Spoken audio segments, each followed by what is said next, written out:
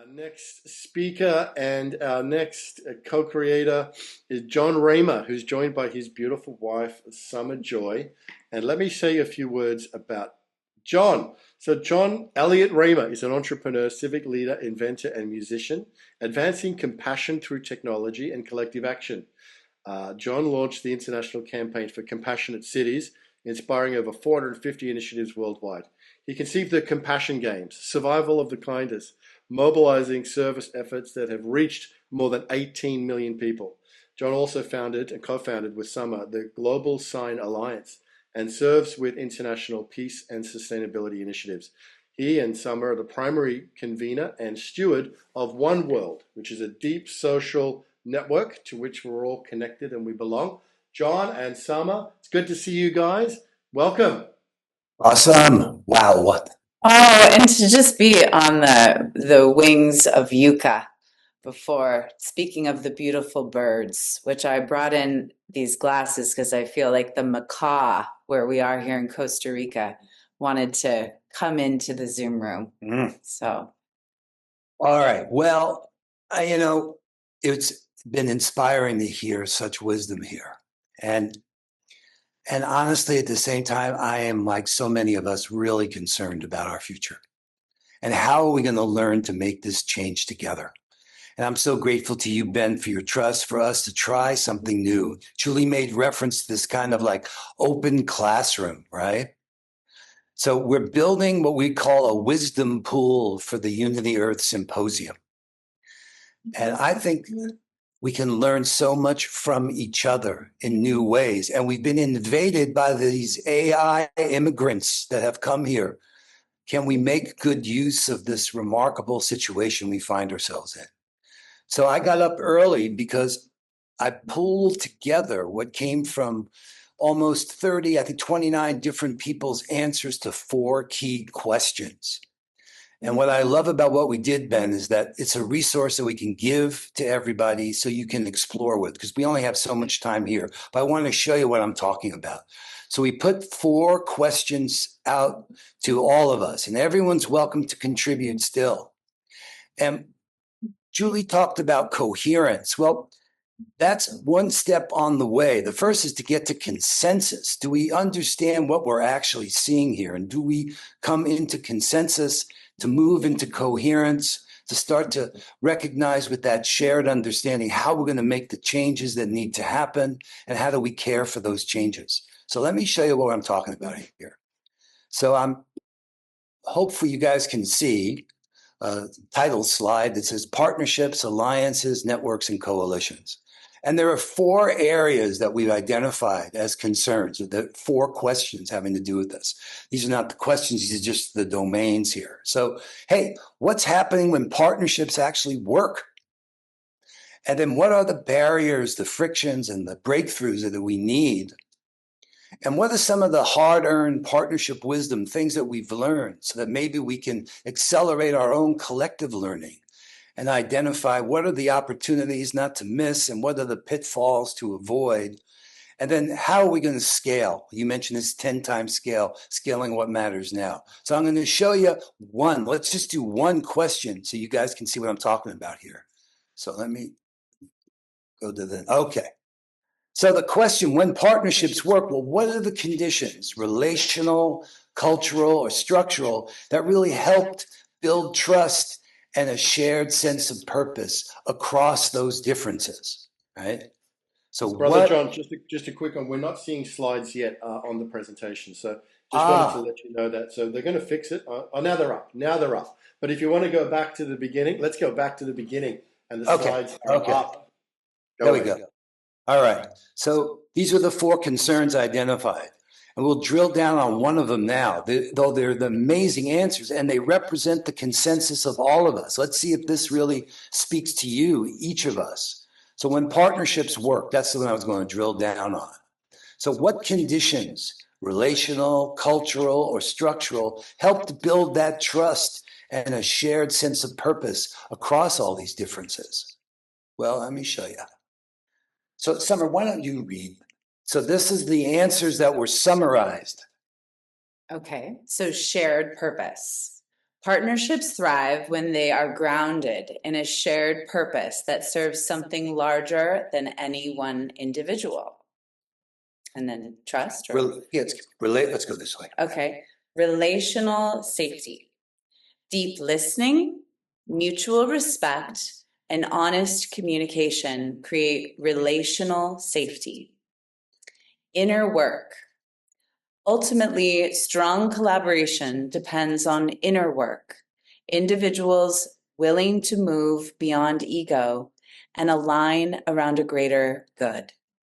Trust.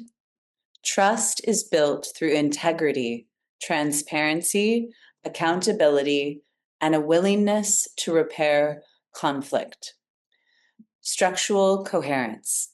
While clear roles and decision-making processes provide structural coherence. Okay, now those summaries came. I just want to be totally transparent to everyone so you're From learning everyone. how it, yeah. And in the bottom of these slides, let me see if I can, down here, you'll see there's more. We just summarized what was there, but down here in the what's called speaker notes, there's more answers that were then summarized for us to look at. So we took all these different answers, we put them into one summary, then summarized them down into one sentence. Like this one that we just saw here, or here's another question as an example. Let me go to the full screen so you guys can see this one. So the barriers, frictions, and breakthroughs. And Ben, be sensitive to my time. I don't want to go too long here, but I just want to show everyone what they have as a resource. And let's give it out to everyone to explore on their own. So this question was, well, what are the most persistent barriers that you encounter when collaborating across organizations or sectors, including issues of trust, power, or difference? And what approaches, mindsets, or structures have helped you move through them? So this was a Google form that we'll give out. We got like 30 different answers. And then the summary, let's see, summary, read that. Okay, so the friction and barriers. Partnerships often struggle with fragile trust, hidden power dynamics, siloed self-interest, and communication gaps across difference. Unclear governance and unspoken expectations can undermine collaboration. The breakthroughs come from making power visible, clarifying roles and decisions, prioritizing shared outcomes over individual gain, and creating spaces for deep listening, repair, and emotional safety, turning friction into stronger, more conscious partnership. Julie really spoke to some of this too. Absolutely. Kind of magical that was already spoken. All right. So again, we're going to give everyone these slides. It's really amazing when you start to listen to all of us and start to see what we as a body are actually thinking. And can we use this coherence that comes from consensus to start to use that shared understanding to make change? So what we're going to do is put this in the chat so everybody has the time to explore and being able to learn from all of us about how we can make change together. So let me drop this in the chat. I hope I got it in the right chat. There's a link there now. Did that go to everyone? Let's see. Ben, did you get a link to that? I did, but I'm in the same little breakout as you, so we'll check whether it went out into the main room. Otherwise, you definitely can drop it in there. This is the document that people are completing, and this is the collective wisdom pool that we're getting. So that's going in. I think I'm frozen.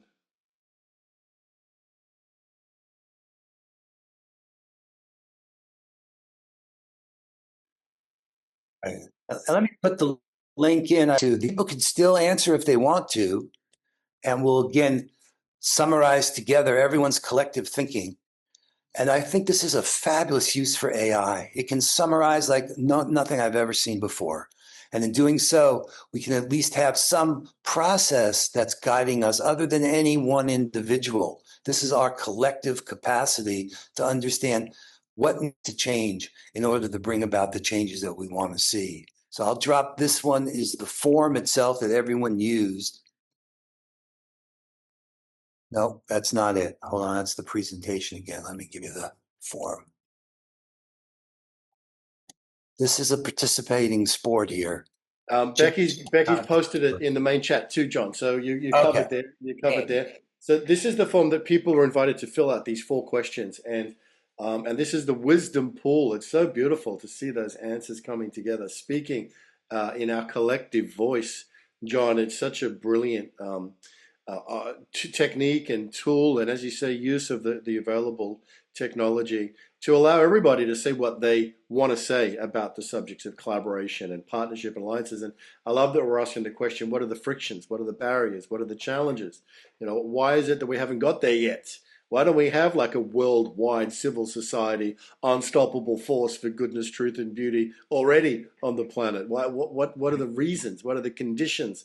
And it's nothing outside of ourselves. And I think what we're learning here from these collective answers is we have the agency to overcome these challenges. And that's what we're hearing from this wisdom pool is, yes, there are definitely challenges. We can't just keep doing it the same old way. And these are the voices of this spiraling up, this higher octave of what's it going to take for us to actually cross a threshold into a new field of agency and empowerment and reach and all the things we want, scale and reach and impact, but they're outcomes. But they're outcomes of this inner process for us as individuals, groups, organizations, and networks to actually do what it takes in order to be able to become more effective. So I love this, John. This is absolutely fantastic. How many people have completed the form? We want to get more answers in there because this is going to evolve. Right, exactly. It's a moving target. I think there are 29 answers so far. And great, your voice, Jude was there. I mean, Anna Marie. I mean, it's so important to get everybody's voice. This is a way to do it, guys. We actually have a way to include everyone's voice. And if you see the summarized answer, you say, well, that's not, well, then, okay, add what's missing. Then we'll summarize that. And in doing so, we uplift everybody in the process. And it's also nice, though, that it is beyond just a few voices just who we're hearing during the symposium, but that it's from all, because all really matter. That's right. Right, this is a way to live that value. And I'm so grateful again to everyone who's contributed. There's no reason not to. We can do this together. This is how we together can learn how to change. And I think you brought up Tamsin Woolley Barker, who, by the way, was here in Costa Rica just a week before we were here. And her concept, too, about teaming up, which really reminds me of that spiral and that concept of pooling, is very much in nature of how we're going to move forward. Right. So if you got that link, look in the speaker notes too, because I put the first summaries there that were longer, then I shortened them down to just one sentence, but there's more detail there. And that's our collective best thinking. That's an expression of all of us.